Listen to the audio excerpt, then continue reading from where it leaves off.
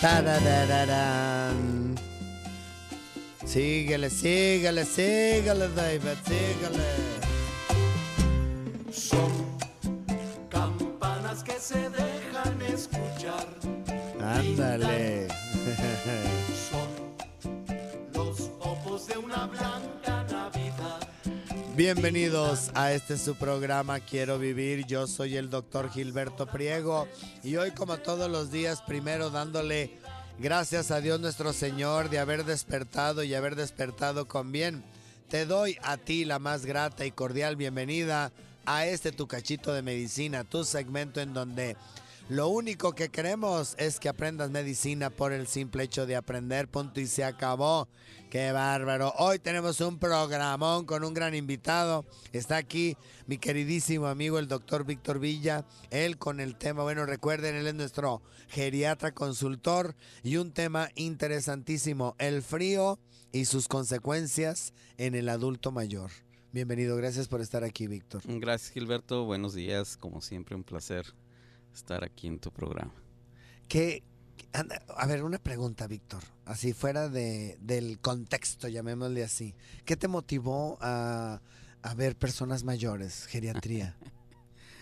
Bueno, es muy interesante tu pregunta, Gilberto, porque llega un momento que ya a estas alturas me lo cuestiono yo mismo, ¿no? No, la realidad lo platicaba yo en un evento reciente, que lo que a mí me motivó fue el ver cuando estaba en el servicio social. A mí me tocó el servicio social hacerlo aquí en el poblado de Santa Anita, Jalisco, y en esa época me tocó brindar como pasante de medicina el servicio social a un asilo, a uno de los asilos que ahí existían, o no sé si todavía a estas alturas esté, espero que no.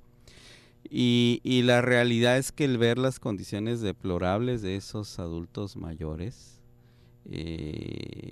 fue cuando yo empecé a motivarme, porque como que ya es vocación, ¿no? Siempre me gustó el adulto mayor, pero ahí fue donde fue mayor el ver a los adultos en esas condiciones, que dije, bueno, pues no hay una rama de la medicina que los atienda adecuadamente. Todavía no existía la especialidad como tal, como formada ahí en México, de hecho, y de manera oficial menos. Entonces ahí fue donde surgió, tuve esa motivación, empecé a investigar y efectivamente no lo había en esa época en México, nada más en el extranjero. Sin embargo, se hablaba ya de que se proponía, y ya nuestra generación fue la primera que se nos proponía establecer la especialidad en México. Y en esa época, platicando con un amigo pediatra, me dice, oye, pues vente a trabajar con nosotros acá al DIF Jalisco, justamente como coordinador del área de un grupo que fue el primer centro a nivel nacional de atención al adulto mayor, y que colocamos, bueno, me tocó estar en la colocación de la primera piedra de lo que hoy es conocido como, bueno, en aquella época era conocido como el CEJAYA, o el Centro Jalisciense de Atención Integral al Adulto Mayor.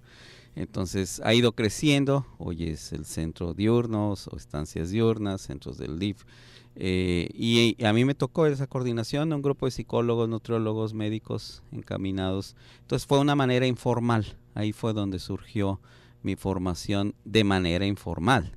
Después, curiosamente, bueno, terminé el servicio y ya pasé el examen nacional de residencias, me fui a la Ciudad de México, y allá fue donde primero estudié anestesiología, por lo mismo tratando de retrasar un poco la aparición ya oficial de la especialidad de geriatría, que surgiría pocos años después ya en el Adolfo López Mateos, en el ISSSTE. Pero es una formación de muchos años, mucho interés hacia el adulto mayor. Y te decía yo al principio que me lo cuestionaba porque en ese sentido, vamos, te estoy hablando de 1980 a la fecha, estás hablando de 36 años encaminados en la especialidad, y yo sigo viendo que apenas después de esas décadas, la sociedad está teniendo un poquito de conciencia hacia la atención de los adultos mayores, hacia lo que es el concepto de vejez, hacia los nuevos viejos que somos nuestra generación, que cuando lleguemos a ser adultos mayores venimos con una mentalidad diferente a la que nuestros abuelos y bisabuelos tenían. Y entonces es una nueva generación y empezar a ver cambios en la ciudad. Me tocó contigo en muchos programas hace algunos años, Gilberto, hablar de que no había rampas en la ciudad para ancianos, de que la infraestructura no los tomaban en cuenta. El ver cómo la ciudad se va adaptando y el que exigiéramos y viendo los cambios que empiezan a concientizar hacia el adulto mayor, pues ha sido una labor ya de muchos años, ¿no? Pero desde ahí partió desde justamente la Facultad de Medicina. Entonces el cariño a los viejos, por supuesto, sigue ahí. Lo que sí me gustaría es que existiera más conciencia de ellos mismos para tener, porque son los primeros que se resisten a ir al geriatra, porque ellos no son viejos. Y incluso, te digo, cada vez hay más, paradójicamente, los jóvenes tienen más interés en aprender del envejecimiento que los mismos viejos.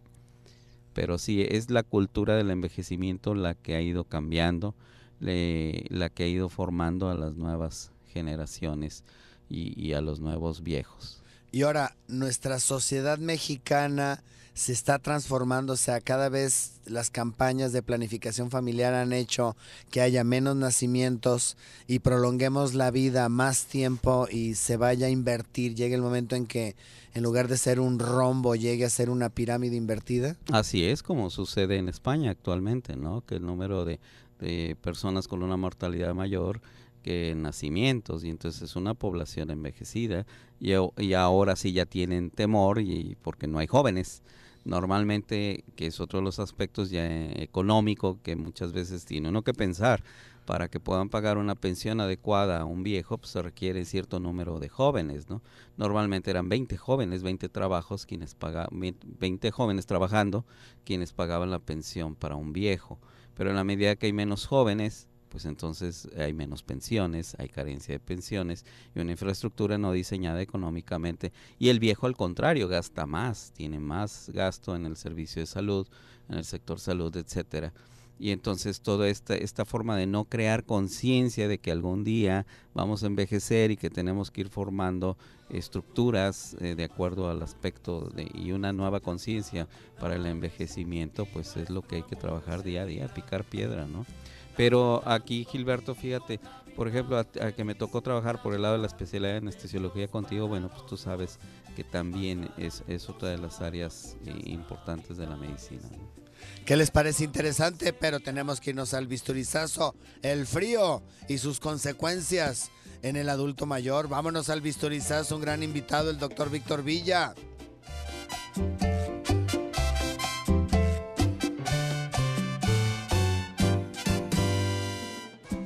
Campanas que se dejan escuchar, tindan, son los ojos de una blanca Navidad, tindan. Están tres ancianos preguntándose si tienen insomnio y los tres dicen que sí y luego entonces se cuestionan ¿y qué hacen ustedes? ¿Qué hacemos para eso? Dice uno, no, dice yo pues cierro mis ojitos y me pongo a contar ovejitas, una brincando, una cerca. Ah, ¿y tú? No, dice yo me pongo a hacer crucigramas hasta que me canso. Y el tercero dice, ¿y tú, compadre, qué haces? No, dice yo me masturbo. ¿Y te funciona? No, pero de cansancio ya me quedo dormido.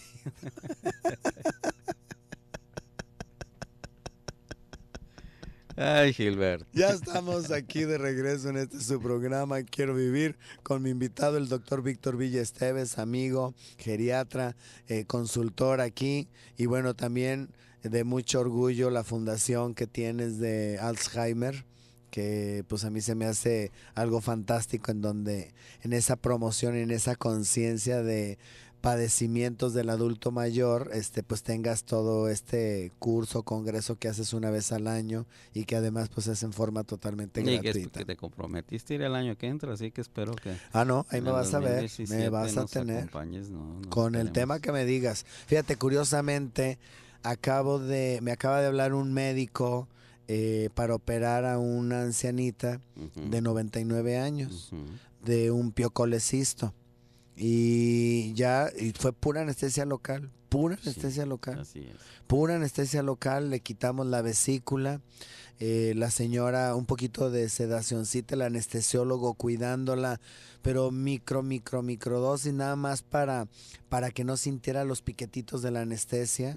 Realmente la señora estuvo despierta y le extrajimos una vesícula muy lastimada, muy fea, llena de pus y demás. Dejamos esta vesícula estaba por fuera, no había todavía necrosis, no estaba muerta la vesícula, nada más había pus adentro. La pudimos extraer con mucho cuidado que no se contaminara, porque tenía un poco de líquido, algo que no es tan raro encontrar en las personas ascitis. Y le dije, no te puedo dejar un drenaje porque si no se te va a descompensar por la salida del líquido. O sea, cómo va cambiando tu pensamiento en cuanto al adulto mayor a la hora de una situación de estas. Y la señora se dio de alta los 2 días, la dieron de alta y bueno, pues hasta ahorita todo va muy bien. Pero bueno, nuestro tema, el frío y sus consecuencias. No me dejaste, bueno, aquí complemento lo que dices, nada más de que tú lo operaste. Es decir, no le quitaste la oportunidad de vivir a un enfermo con Alzheimer, a un enfermo a un adulto mayor. Y eso es un mensaje es trascendental, Gilberto, porque hay que comprender que no por la edad, porque a estas alturas sigo escuchando a muchas familias y médicos que llegan y me dicen, es que doctor, pues ya no le quisieron hacer nada que porque ya estaba viejo.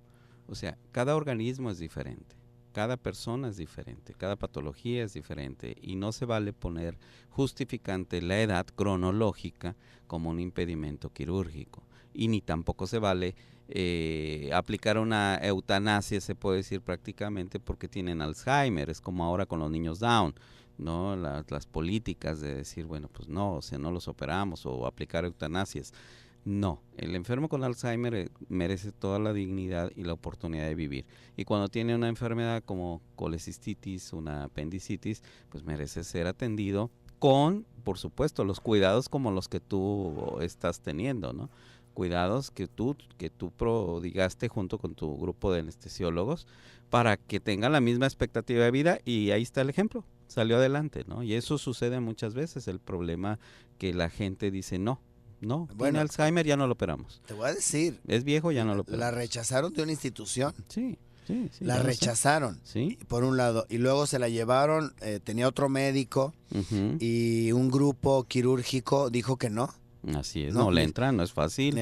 Y entonces la familia recurrió a este otro médico y dice, deja consultar. Y ya cuando me semblantearon el caso le digo, sí, claro. Pero ¿cuántos años tienes tú ya con esa experiencia, Gilberto? A mí me tocó trabajar contigo con la anestesia local, las vesículas. Sí. Entonces estás hablando de ya esa experiencia de que sí se puede, casos muy difíciles, mediante una anestesia local, un bloqueo epidural, más sedación ligera, manejar casos de este tipo, ¿no? Sí, la verdad que sí, y aquí sí fue pura anestesia local y nos fue muy bien, pero tienes razón, o sea, en la institución fuerte de México le dijo no, ya no. No, por la edad. Le doy desinflamantes, oiga, pero espérese, si aquí el reporte, ella tiene dolor, está dejando de comer y por otro lado, pues me reportan que tiene grumos de pus en la vesícula.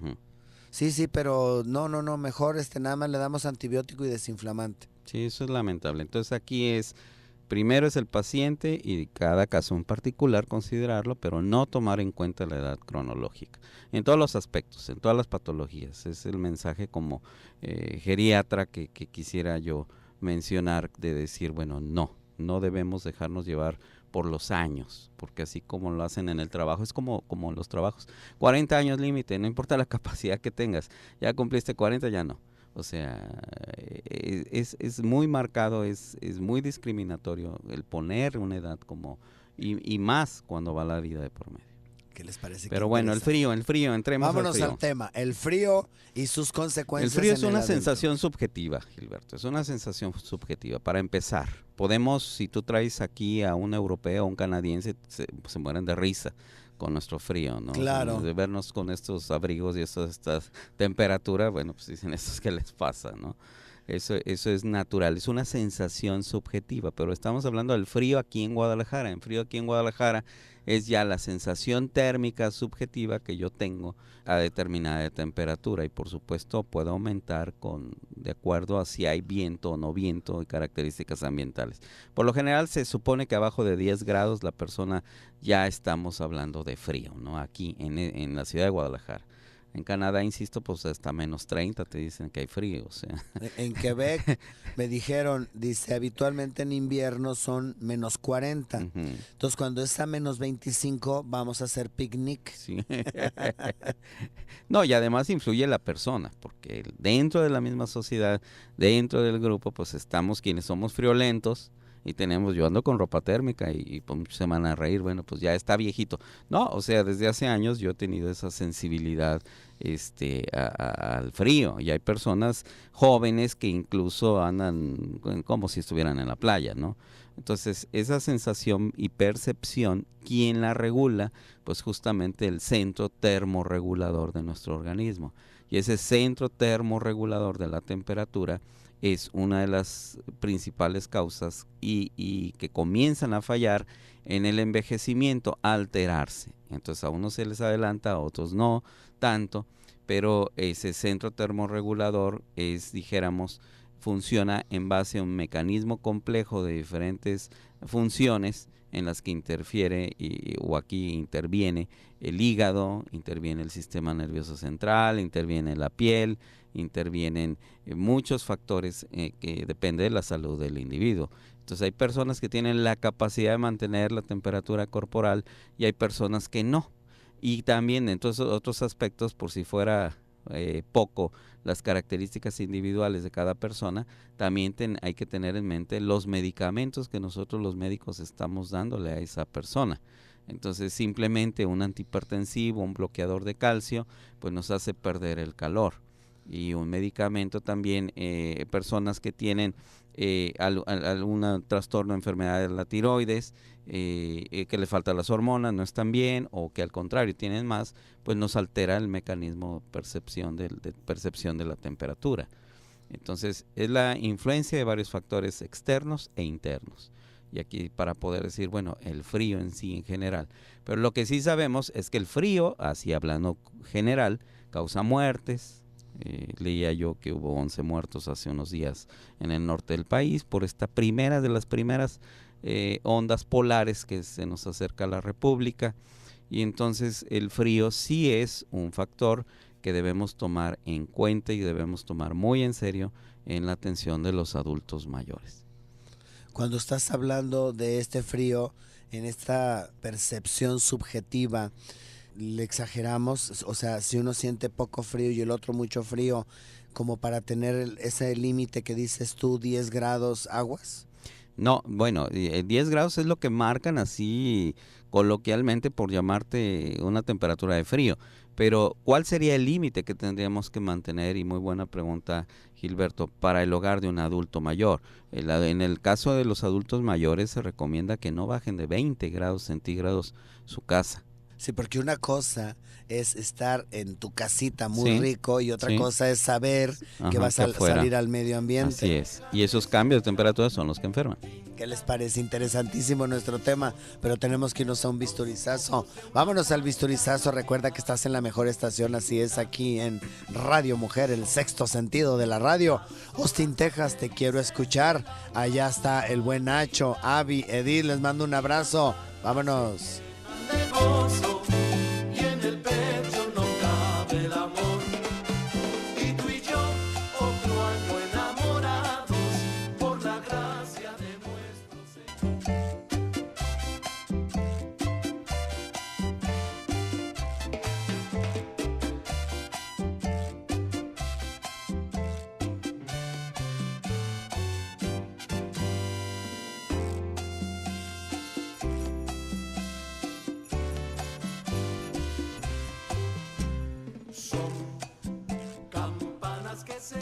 Pasito tuntún, pues qué. Un agricultor manda a su hijo a estudiar, porque así lo pidió él, y se recibe de ingeniero agrónomo. regresa a la finca de su padre y se da una vueltecita con él por todo lo que era el rancho y le dice, mira papá, estás trabajando con unos métodos demasiado anticuados que hacen que tu producción sea demasiado baja. Por ejemplo, no puedes ni siquiera conseguir siquiera 10 kilos de manzana de cada uno de estos árboles, ¿no es así? Claro que no, hijo, es que estos son naranjos. Gilberto. ¿Cuántas veces queremos enseñarle Ujú. al hombre mayor, al Pero es al olmo, viejo, ¿no? ¿verdad? Cuando no saben ni siquiera lo más obvio, ¿no? O el Padre Nuestro, el señor obispo que dice, ¿no? Claro. Sí, ¿verdad? claro. Por las consecuencias del frío, Gilberto, ahí las vemos en ti. Sí. Sí, soy un ejemplo. Así que el tema va ideal. Aumentan las enfermedades de las vías respiratorias. Y aquí en esto, bueno, ¿cuáles son las consecuencias del frío en el adulto mayor? Todos los padecimientos que tienen. ¿Quiénes son los más afectados? Los reumáticos, los pacientes con hipertensión arterial, los pacientes neumópatas, los pacientes que tienen diabetes, los pacientes que tienen problemas de tiroides, los pacientes que tienen demencias, los que tienen dislipidemias y los pacientes que en un momento dado también tienen tendencias a caídas. Esos son los principales. ¿Por qué? Bueno, el paciente reumático, para empezar, con la temporada, y eso ya incluso ya se hicieron algunos trabajos científicos de investigación, de que sí, el frío sí influye en cuanto al dolor. El paciente reumático amanece más rígido, amanece con las manos y las extremidades con mayor rigidez, mayor dolor, y por tanto al tener mayor rigidez y dolor, limitación funcional, no quiere moverse, permanece más tiempo inmóvil o más sedentario, menos activo y mayor riesgo a caídas. Entonces, aguas, mucho ojo con eso en los pacientes, todos los que son pacientes con antecedentes ya sea de artritis reumatoide o artrosis, que no es lo mismo, ¿verdad? Entonces, aquí tenemos esos dos procesos que hay que tomar en cuenta. En segundo lugar, y para mí, quizás, bueno, aquí lo estoy mencionando por decir segundo lugar, pero es el primero en importancia, Gilberto, son los hipertensos. Ojo con la hipertensión, lo he dicho aquí también un par de veces, que durante la temporada invernal los hipertensos deben de checarse la presión 1 o 2 veces al día. Incluso aquellos que toda la vida estuvieron muy estables, porque aparece el frío, sobre todo los primeros días en lo que el cuerpo se va acostumbrando, y hay vasoconstricción. El frío ocasiona vasoconstricción en la piel, y esa vasoconstricción te ocasiona incremento en la presión. Entonces, toda esta semana vi muchos pacientes que normalmente son hipertensos y que llegaron al consultorio descompensados. Descompensados porque los tenían con dosis bajas o estaban con otros medicamentos que no eran adecuados y entonces traían la presión en las nubes. Entonces, todo paciente hipertenso debe revisarse y saber que sus cifras normales de presión arterial no deben de pasar de 140/90. Entonces, el paciente hipertenso. Aquel posinfartado, aquel cardiópata, a cuidarse mucho porque aumentan también las complicaciones. Y en el caso de los hipertensos, lo que mencioné al principio, checar si no están tomando amlodipino, por ejemplo, un bloqueador de calcio que provoca pérdida de calor. Pues nada más decirle, cuídate, abrígate bien, porque con ese medicamento pierdes más rápido el calor corporal y te enfrías muy rápidamente, o puedes en un momento dado ser más sensible. En el caso de los beta bloqueadores también influyen y tienen influencia con el frío. En este caso nos bajan la frecuencia cardíaca, nos lentifican, y bueno, una persona con beta bloqueadores, que a veces es común para la hipertensión, puede tener mayor riesgo de un infarto porque la circulación es más lenta. Entonces, aguas. Otro de los también aspectos cardiovasculares es en esta temporada, debido a esa lentitud, la vasoconstricción, que es, para la gente que no ha entendido todavía el concepto, pues el vaso se constriñe, disminuye su calibre, se hace pequeño. Entonces la sangre que circula en esas arterias, en esos capilares, circula más lentamente.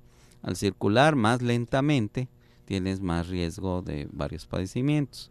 Un coágulo se forma más fácilmente, y entonces es otro de los factores. Es fácil que ocurran coágulos, trombos que se desprendan, o embolias que puedan ocasionar algún trastorno al cerebro. Entonces aparece la enfermedad vascular cerebral común de esta época.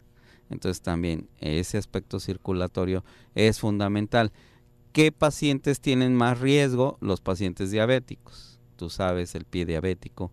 Las extremidades tenemos circulación de microcapilares y entonces esos microcapilares con el frío hay vasoconstricción, se hace más lenta la circulación, el individuo tiene sangre espesa y entonces hay más riesgo. Hoy hace muchos años que no veo tanta incidencia de amputaciones. Tú como cirujano, no sé, Gil, qué tanto veas, pero yo hace ya mucho que no veo tantas amputaciones como eran antes. Gracias a Dios se ha mejorado. Pero sí es fundamental que el diabético esté al pendiente y sepa que es una persona de riesgo durante la temporada invernal y que tiene que estar al pendiente de los dedos de los pies que pierden sensibilidad, de la circulación que tiene en manos y también en las palmas, y que eso es fácil. Y si él tiene demencia, nuestro abuelo tiene demencia o no es capaz de él autochecarse, pues lo hagamos nosotros, ¿no? Llega a llegar a lo de las manos, revísale los pies, quítale los zapatos, los calcetines, tócalos, y si están fríos, malo, se está hablando de que hay vasoconstricción y la circulación no es la adecuada. ¿Cómo mejorar eso? Un masaje, medicamentos y por supuesto la temperatura ambiental, que serían los factores. Pero entonces, bueno, ahí vamos a algunos de los padecimientos más importantes que hay que tomar en cuenta. También existen otros, en el caso de dislipidemias, colesterol triglicérido, por la sangre tan lenta, también riesgos de un infarto. ¿Sí? El paciente que tiene colesterol alto y demás, también hay mayor riesgo de infarto en esta época navideña. A eso le achacas lo que tú ves mucho, los padecimientos digestivos, por sobrealimentaciones posadas, cambios de dieta y demás. Entonces el paciente adulto mayor se va a enfermar más y es justamente esta temporada la que va ocasionando muchos padecimientos. En esto, fíjate que, digo, no un paciente, sino 2, 3 pacientes, de tener una dieta habitual, a gusto, rica, tranquila, con sus verduritas, sus carnes asadas y todo. Al paso de estos años de ser cirujano, me he topado como con 3 pacientes que se dieron unas comidas fuera de su dieta habitual. Uh-huh. Tuvieron proceso inflamatorio de ileitis, okay. ¿no? De ileitis, uh-huh. y tenían hernia, Uh-huh. que nunca les había dado problema. Pero uh-huh. al inflamarse el intestino, quedaron uh-huh. atrapados los pedazos de intestino uh-huh. en esa hernia, que uh-huh. habitualmente la digestión era muy suavecita, y de pronto se hincha la tripa, se atrapa y terminaron operados. Claro. Entonces, aguas también. Aguas, porque muchos ancianos tienen hernias uh-huh. y no quieren o no se quieren operar o no quieren decir, pero en esta época en donde se da más libertad de alimentación, ándele abuelo, échese, Sí. no sé, el bacalao, uh-huh. qué sé yo, Sí. aguas. ¿Por qué? Porque si tiene hernias, esa combinación, al menos en mi experiencia, provocó que tuvieran encarcelamiento y se tuvieron que operar. Uh-huh. No había escapatoria, te tienes que operar, punto y se acabó, con Claro. todos los riesgos que implica una cirugía. Claro. No, y fíjate que en ese aspecto y sobre todo puntualizar, a muchos de mis pacientes me han preguntado, incluso hasta los diabéticos, oiga doctor, ¿y Navidad y Año Nuevo? Ok, ese día que están estables, te doy recreo, pero una cosa es darte recreo en cuanto a la calidad del alimento y otro es dártelo la cantidad.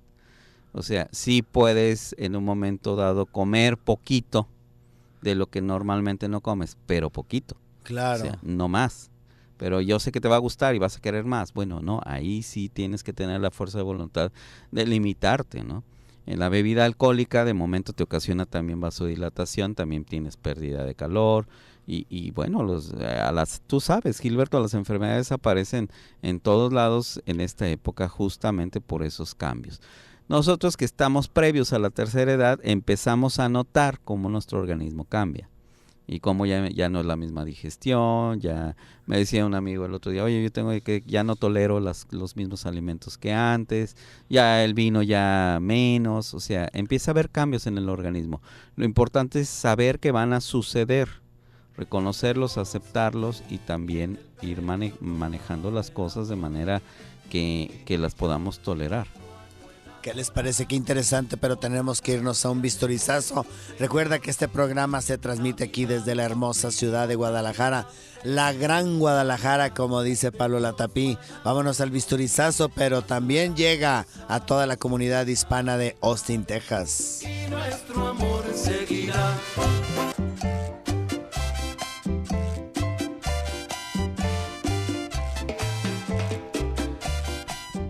Ta ta tararán, ta ta tararararararararán.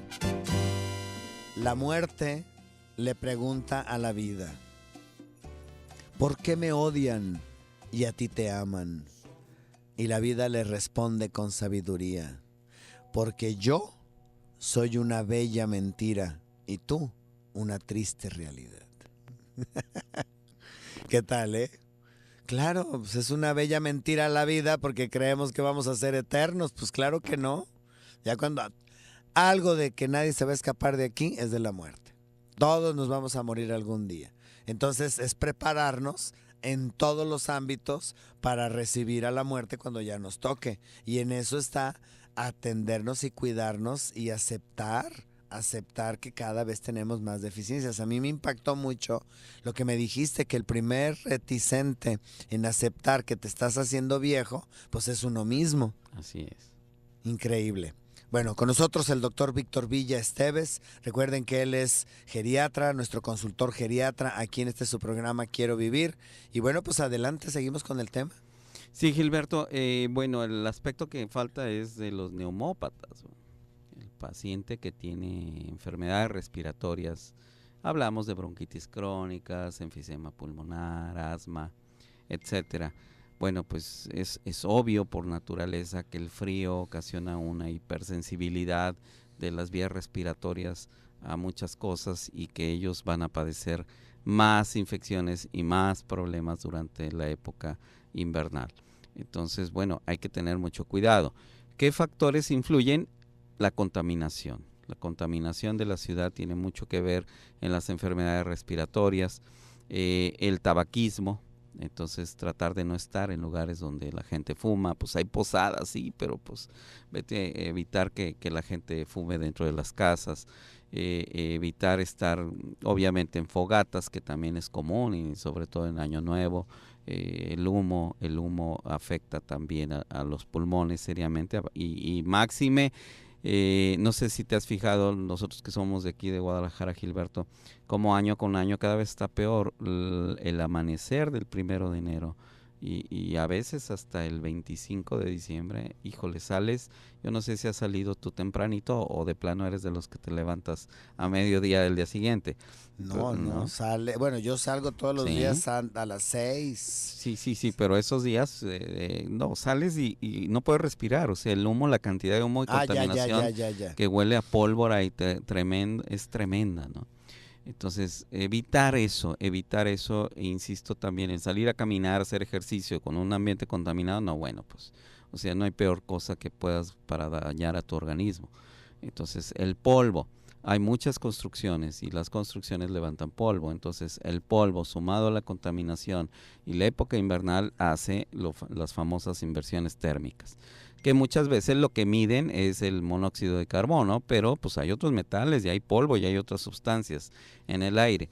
¿A qué horas es conveniente? Entonces se levanta la inversión térmica. Por lo general, pues las autoridades no lo dicen, pero es casi a mediodía ya, las 12, 1 de la tarde. A esa hora pudiéramos salir los enfermos neumópatas a la calle, ¿no? Es un momento que aquí, insisto, a lo mejor tú te puedes poner 20 abrigos y no tienes frío en el cuerpo, estás sumamente abrigado y el calor corporal te mantiene, tu termorregulación es adecuada, tú tocas las palmas de la mano y está caliente y todo, pero no resulta con que no te cubre la nariz y tú sales ahorita con el aire frío, pues el cambio a las vías respiratorias es aire frío, entonces ahí te enfermas, aunque estés bien abrigado. Entonces el uso de cubrebocas debe ser una medida muy importante que a mí me impactó en una ocasión que tuve oportunidad de visitar a Japón. El 80% de las personas en época invernal usaban cubrebocas, de los que aquí tenemos. Eso facilita y evita la contaminación y tanto propia, que yo contamine, como que me contamine, ¿no? Entonces hay que usar cubrebocas, aunque no necesariamente estés enfermo. Si estás enfermo, con mayor razón. Y si no quieres, te da pena el cubrebocas, porque pues aquí te estigmatizan con que, ay, estás enfermo, y entonces no quieres usarlo. Bueno, usa una bufanda, algo que proteja que respires el aire frío, porque el aire frío te lleva a un espasmo pulmonar o a un cuadro agudo, y de ahí surgen enfermedades infecciosas, bronquitis y neumonías o bronconeumonías. Se complica un simple resfriado al grado de que pueda llegar a provocar hasta la muerte de la persona, Sí. lo que empieza con un simple resfriado. Sí, y muy común en los adultos mayores. Por eso es que los jóvenes pues lo tomamos, ay, son resfriados. Pues sí, tú tienes un resfriado. Pero recuerda lo siguiente, ¿cuál es el mecanismo? El mecanismo es que ese virus, que es un virus sincitial, o es un picornavirus, un rinovirus, que está ahí, que es muy sencillo, se elimina unos días. Bueno, ese pasa en un adulto mayor, pero al entrar al adulto mayor le debilita lo que es el tejido pulmonar. Y como él resulta con que tiene por lo general algún tipo de bacteria en su orofaringe, que va a ser Klebsiella, el neumococo, Streptococcus pneumoniae, Pseudomonas o estafilococo. Esa bacteria se empieza a reproducir más porque bajó sus defensas por el virus. Y entonces no es que sea el virus en sí el que le va a ocasionar, y que a veces, algunos virus como el H1N1, sí, claro, por supuesto, ocasiona neumonía, pero a veces un simple virus de una gripe puede hacer que las defensas bajen y entonces las bacterias que están ahí en el organismo del adulto mayor le causen una neumonía de focos múltiples, estafilococo, o una neumonía por estrepto, etcétera. Entonces eso hay que considerarlo. No se trata de que tú tengas una simple gripa, sino las consecuencias que estas llevan en individuos inmunosuprimidos, en adultos mayores y en niños. Entonces eso insistir mucho, y si ellos ya de por sí tienen problemas pulmonares, asmáticos, fibrosis y demás, pues les puedes ocasionar la muerte. Cuando estamos hablando entonces de este frío en esta forma que pues a lo mejor los europeos se ríen, pero estos 10 grados que tú mencionas sí te afecta. Es que ellos nacieron con esa temperatura. Frío. Y están acostumbrados, y su organismo y sus defensas y sus vidas y todo, por supuesto. Además, la pureza del aire influye, ya tienen mejor calidad del aire, insisto, y también saben la prevención. Utilizan, como te digo, el cubrebocas, se lavan las manos constantemente, se vacunan adecuadamente, y entonces eso impide que ellos tengan más infecciones. Nosotros somos una población más vulnerable por el medio ambiente en el que vivimos. Y entonces, ¿cuáles son las medidas así rapidísimas que recomendamos para el frío?